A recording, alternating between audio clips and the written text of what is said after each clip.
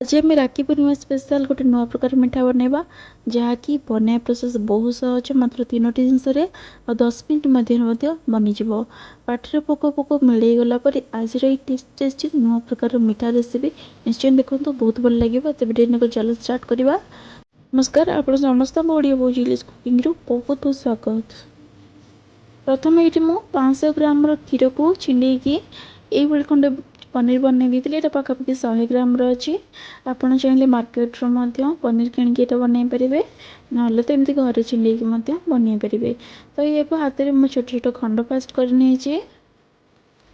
मैंने आपण मैंने तो राखी पूर्णिमा स्पेशल बहुत प्रकार मिठार वीडियो देखुवे किंतु आज जो मिठा वीडियोटा पूरा सहज मैंने जी किए भी नुआ कर बनाते भी बनई पारे बहुत सहज अच्छी। आ खास कर आप चाहते मार्केट तो किपर कहीं आम बनईकी एत परिश्रम करूँ किंतु ये बहुत सहज। आपण 4 ରୁ 5 मिनट बनई पारे। तो ये देखो से पनीर खंड को गोटे मिक्सी जार आड कर दीजिए। आम 2 ରୁ 3 राउंड या बुले नहीं देखो भल से पूरा स्मूथ कर नहीं। एबे या साइड कर रखी नवा। और देखो गैस ऑन कर गोटे फ्राइंग पैन बसई एथिरे मु ऐड कर 250 ग्राम सीझा क्षीर नहीं। आपड़ कंचा क्षीर नहीं पारे कि कंचा क्षीर ना टे फुटेबे समय।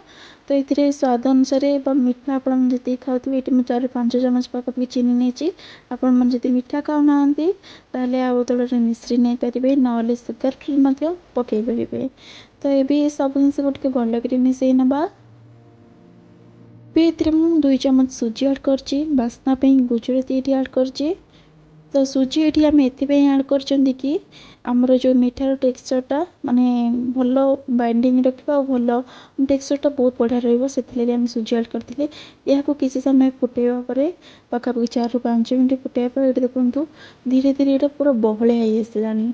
तो एमती जो बहलिया से आम जो ग्राइंड कर पनीर गुंड को यू को ऐड कर नवा। पनीर गुंड को ऐड करके आम हाई फ्लेम रे पूरा भल से मिसई नवा। ये देखो किसी समय पर ये सुखिला आसला। तो ये 2 चामच गुआ घी ऐड कर नहीं। तो ये सब को हाई फ्लेम में सेमती मिसाउवा पूरा सुखिला हाँ जाए। तो ये आउ 2 चामच मुझे Amul powder milk powder add कर ऑप्शनल किंतु देले बहुत बढ़िया टेस्ट रहिबो। तो ये सब को भलक मिसई नवा 1 ରୁ 2 मिनट भल से मिसई नहीं। एबे ये देखो धीरे धीरे ये पूरा सुखिला हो गलानी। तो एमती ही रही गैस फ्लेम को ऑफ करदे और ये को हमें साइड कर रखा। तो ये देखो मोटे प्लेट नहीं से 1 ରୁ 2 ड्रॉप घी ऐड कर देछि। तो प्लेट रे आम जो बैटरटा ऐड करवा से न लगे भल से चारिड़े स्प्रेड कर सारे से जो छेनार पनीर आम से जो मिठाटा बनई यहाँ ऐड कर दीजिए भल सामान कर देकी आम ठंडा हाँ छाड़देवा। ये देखो भल जो ठंडा होता एवं छुरी साहाय्य भलक काटि नौ।